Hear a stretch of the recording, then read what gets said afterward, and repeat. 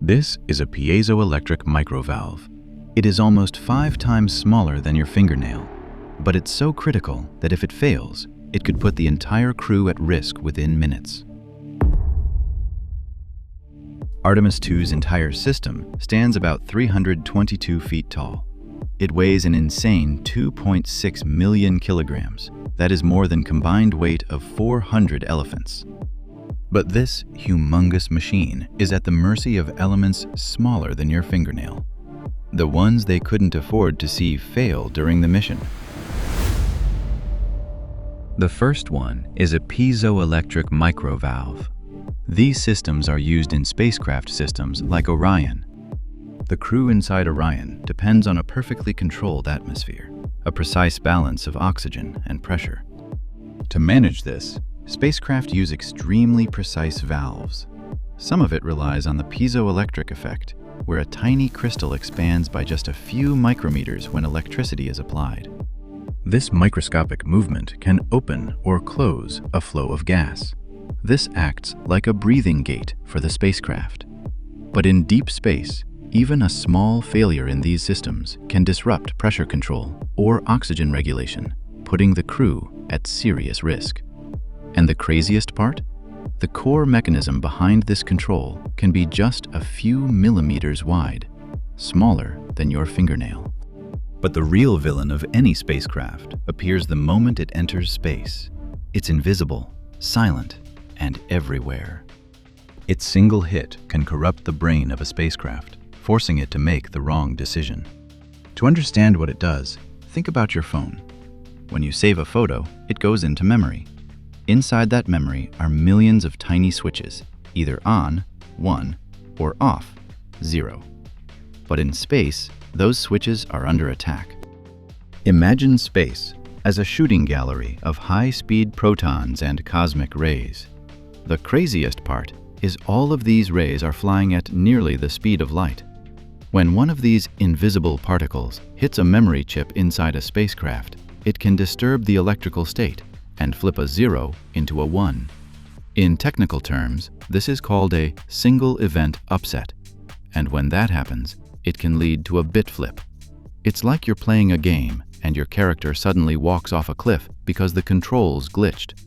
But it's all fun and games in gaming until it happens to a spacecraft.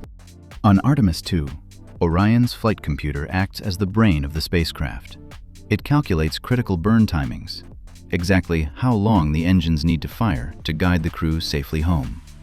But in space, even a tiny error can matter.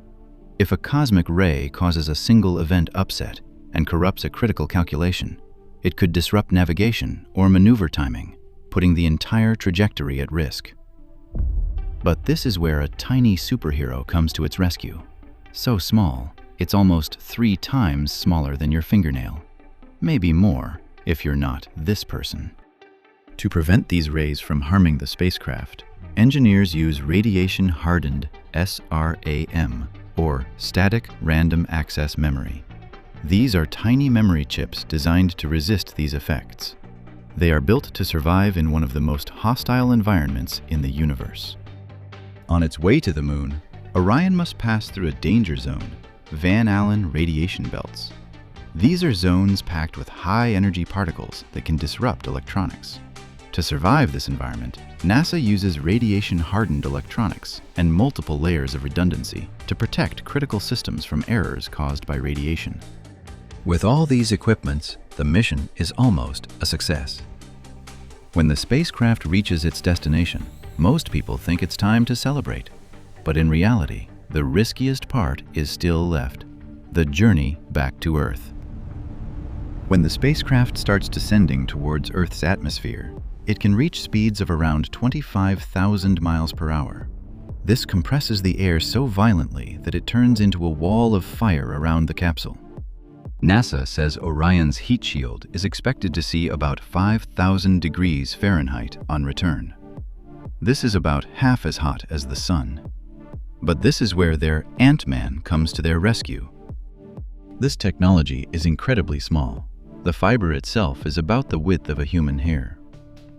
Spacecraft uses something called fiber Bragg gratings.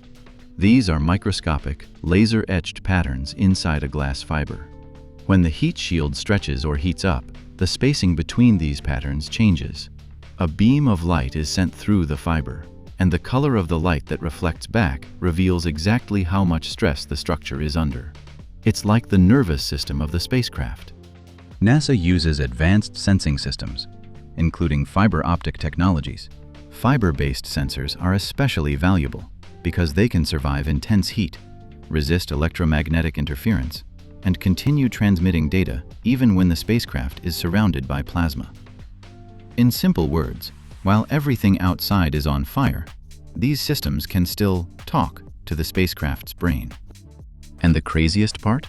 A single fiber can carry hundreds or even thousands of sensors. NASA's Armstrong work also says its fiber optic sensing system can monitor strain and temperature in real time. But how does it help Artemis 2? NASA says Orion is being tested to prove it can handle deep space conditions and return safely from the moon. NASA's own fiber optic sensing system says the system can measure strain, stresses, structural instabilities, temperature distributions, pressure, and operational loads.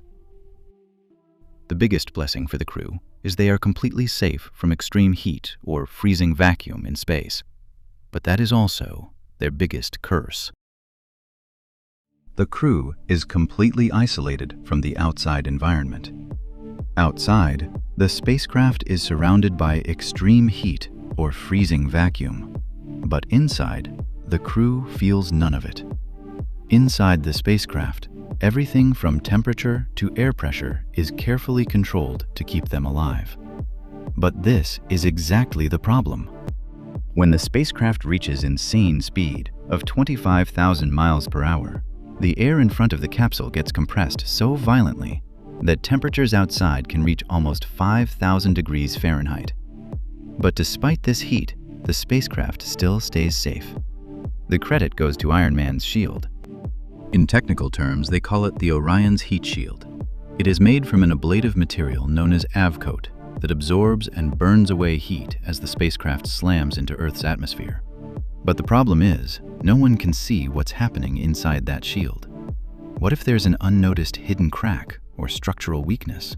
The entire crew is at risk, right? This is where our tiny superhero comes to their rescue.